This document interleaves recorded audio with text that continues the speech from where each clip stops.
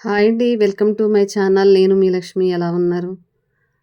మనకి ఇంట్లో కూరగాయలన్నీ నిండుకున్నప్పుడు అర్జెంటుగా ఆఫీస్‌కి వెళ్ళే వాళ్ళకి, పిల్లలకి లంచ్ బాక్సులకి ఇబ్బంది అవుద్ది కదా! అప్పటికప్పుడు ఉన్న 1, 2 కూరగాయలతో ఈజీగా ఇలా సాంబార్ రైస్ అన్నది చేసి పెట్టండి. పిల్లలు చాలా ఇష్టంగా తింటారు.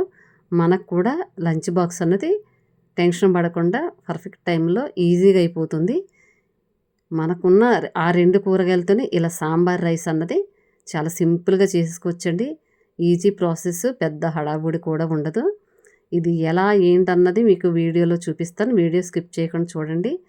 ముందుగా అయితే మనం దగ్గరున్న 1, 2 కూరగాయలని ఇలా కట్ చేసేసి పెట్టుకోవాలి. నేను బీన్స్, క్యారెట్, ఆనియన్స్, కరివేపాకు, టమాటా, పచ్చిమిర్చి ఉన్నాయండి. వీటితో ఈజీగా చేసేసుకునే ప్రాసెస్ చూపిస్తాను. అలాగే ఒక చిన్న సైజు నిమ్మకాయ అంత సైజు చింతపండు తీసుకుని దీన్ని పక్కన పెట్టి వాటర్ పోసి పక్కన పెడుతున్నానండి. చింతపండు అన్నది మీ ఇష్టం అండి. వేసుకుంటే వేసుకోవచ్చు, లేకపోతే లేదు.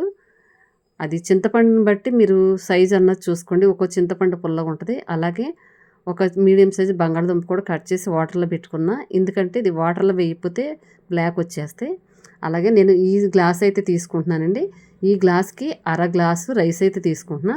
అలాగే అలాగే ఒక హాఫ్ గ్లాస్ వచ్చేలాగా కాస్త కందిపప్పు, పెసరపప్పు సేమ్ అర గ్లాస్ వచ్చేలా తీసుకుని కడిగేసి ఒక అరగంట ముందే కడిగి పక్కన పెట్టేశానండి. ఇది ఇలా నానడం వల్ల ఏంటంటే రైస్ అన్నది చాలా స్మూత్‌గా ఉంటుందండి. అందుకని నేను అరగంట ముందు కడిగి పక్కన పెట్టేసుకున్నా. మీకు చూపించలేదు. ఒక అర గ్లాస్ రైస్, ఒక అర గ్లాసు పప్పు దినుసులైతే సరిపోతుంది. కడిగి పక్కన పెట్టేసిన తర్వాత 2:30 గ్లాసులు అన్నది వాటర్ యాడ్ చేసుకోవాలండి. ఇవి 3 మిక్స్ అయితే గ్లాస్ అవుతుంది కదా! అందుకని 2:30 గ్లాస్ వాటర్ పోసుకొని దీన్ని స్టవ్ మీద పెట్టేసుకుందాం. ఒక 5 విజిల్స్ వచ్చేదాకా కుక్ అయితే సరిపోతుంది. రైస్ కుక్ అయ్యేలోపు మనం అన్నది కూరగాయలు ప్రిపేర్ అన్నది చేసేద్దాం. నేనైతే 2 గరిటెల నెయ్యి అయితే వేస్తున్నానండి. ఆయిల్ వేయట్లేదు. అలాగే కాస్త 2 యాలకులు, 2 లవంగాలు, కాస్త దాల్చిన చెక్క, అలాగే అనాస పువ్వు కూడా వేస్తున్నా. 2 బిర్యానీ ఆకులు కూడా వేస్తున్నానండి. ముందు ఈ ఆనియన్స్ అన్నది వేసేసి ఒక్క 2 నిమిషాలు మగ్గిన తర్వాత మనం కట్ చేసి పెట్టుకున్న క్యారెట్‌ని అయితే వేసుకుందాం. ఇవి కొంచెం ఎక్కువసేపు వేగాలండి. అందు గురించి ముందు వేపుతున్నాను. అలాగే ఇవి 25% వేగిన తర్వాత కట్ చేసి పెట్టుకున్న టమాటా ముక్కలు, అలాగే పచ్చిమిర్చి, క్యాప్సికం కూడా వేసేసుకుని ఒక్క 2 నిమిషాలు చక్కగా లో ఫ్లేమ్‌లో మగ్గబెట్టుకుంటే సరిపోతుంది. ఇవన్నీ వేసేసిన తర్వాత లో ఫ్లేమ్‌లో పెట్టి మగ్గనిచ్చుకోవాలి. ఇలాగ చేసుకోవడం వల్ల ఏంటంటే మనకు పని కూడా తొందరగా అయిపోతుందండి. అలాగే బంగాళదుంప కూడా వేసేస్తున్నా. బఠానీ కూడా ఉంటే వేసుకోవచ్చండి. మన దగ్గరలో ఆల్రెడీ లేవు కాబట్టి ఈ రెసిపీ చేస్తున్నాం కాబట్టి అవన్నీ ఉండాల్సిన అవసరం లేదు. అలాగే కాస్త జీలకర్ర, ఎండుమిర్చి, కరివేపాకు కూడా ఇందులోనే వేసేసుకోవచ్చు. విడిగా పోపు పెట్టాల్సిన అవసరం లేదు. సాంబార్ రైస్ అనేది మనం కూరగాయలు లేవు కాబట్టి ఇలా చేస్తున్నాం కాబట్టి మన దగ్గర ఉన్న వాటితోనే చేసేసుకోవచ్చు. ఇప్పుడు కాస్త అల్లం వెల్లుల్లి పేస్ట్ ఇందులో వేస్తున్నానండి కొంచెం ఫ్లేవర్ కోసం. అలాగే సాల్ట్ కూడా తగినంత వేసుకోవాలి. ఎందుకంటే ఇది సాంబార్ రైస్ కాబట్టి సాల్ట్ కొంచెం ఎక్కువే పడుతుంది.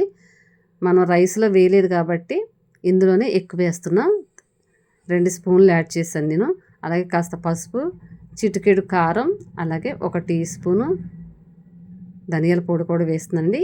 కారం అన్నది మీ ఇష్టం అండి. వేస్తే వేయండి, లేకపోతే లేదు. నేను కొంచెం కారం ఎక్కువ తింటాను కాబట్టి నేను కారం కూడా కొంచెం యాడ్ చేస్తున్నాను. పచ్చిమిరపకాయల ఘాటు సరిపోదని. ఇవన్నీ వేసేసి ఇప్పుడైతే మనం రెడీ చేసి పెట్టుకున్న చింతపండు రసాన్ని ఇందులోకి కలిపేసుకుందాం.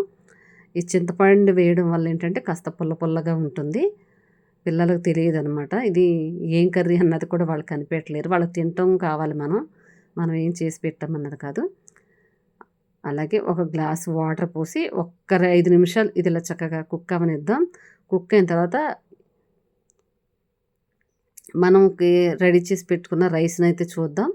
రైస్ చక్కగా చూసారా ఎలా బాగుందో. 5 విజిల్స్ వేస్తే కరెక్ట్‌గా రైస్ అన్నది ఇలాగా చ మెత్తగా అవుతుందండి. గరిటెతో ఇలా తిప్పితే చాలు. రైస్ అన్నది చక్కగా ముద్దలాగా అయిపోతుంది. ఇంక ఇందులో వాటర్ కూడా పొయ్యాల్సిన అవసరం లేదండి. ఇది బాగా పల్చగా ఉండాలండి. మరి చిక్కగా ఉండకూడదు ఈ సాంబార్ రైస్ అన్నది. ఇప్పుడు మనం వేడి మీద ఉన్నప్పుడే చిక్కగా ఉందనుకోండి, చల్లారిపోతే ఇంకా కొంచెం దగ్గరికి అయిపోయి గట్టిగా అయిపోతుంది తినేటప్పటికి. ఇలా మనం రెడీ చేసి పెట్టుకున్న పోపుల్లోనైతే ఈ రైస్‌నైతే చక్కగా ఇలా వేసేసి మొత్తం కలిపేసుకుందాం. లో ఫ్లేమ్‌లోనే ఉండాలండి. హై ఫ్లేమ్‌లో పెడితే అడుగంటుకుపోతుంది. ఈ క్రమంలో ఇలా తిప్పుకుంటూ మనకి ఈ పరిమాణంలో వస్తే సరిపోతుందండి. మరీ చిక్కగాను లేదు, అలానే మరీ పలచగాను లేదు. చక్కగా ఇలా దింపేసుకొని చల్లారబెట్టుకున్న తర్వాత మనం సర్వ్ చేసుకు తింటే దాని టేస్టే చక్కగా ఎంతో బావుంటుంది. ఇలా చేసుకుని ప్రతి ఒక్కరు మనం టైం సేవ్ చేసుకోవాలని నా ఆలోచన. కూరగాయలు లేనప్పుడు ఈ విధంగా చేసుకోండి. చాలా సింపుల్‌గా అయిపోతుంది. టైం కూడా కలిసొస్తుంది. ఇంతేనండి. వీడియో నచ్చిందా? నచ్చితే మాత్రం ఒక లైక్ చేయండి. అలాగే మన ఛానల్‌లో ఇంకా మంచి మంచి వీడియోస్ ఉన్నాయండి. చాలా తక్కువ ఖర్చుతో చాలా సింపుల్‌గా అందరూ చేసుకునే విధంగా ఉంటాయి ఈ వీడియోస్. అవి కూడా ఒకసారి చూడండి. చూ నచ్చితే మాత్రం ఒకసారి లైక్ చేయండి. చూసారా సాంబార్ రైస్ ఎంత బాగుందో? నచ్చితే మాత్రం మర్చిపోకుండా ఒక లైక్ చేయండి. ఉంటాను.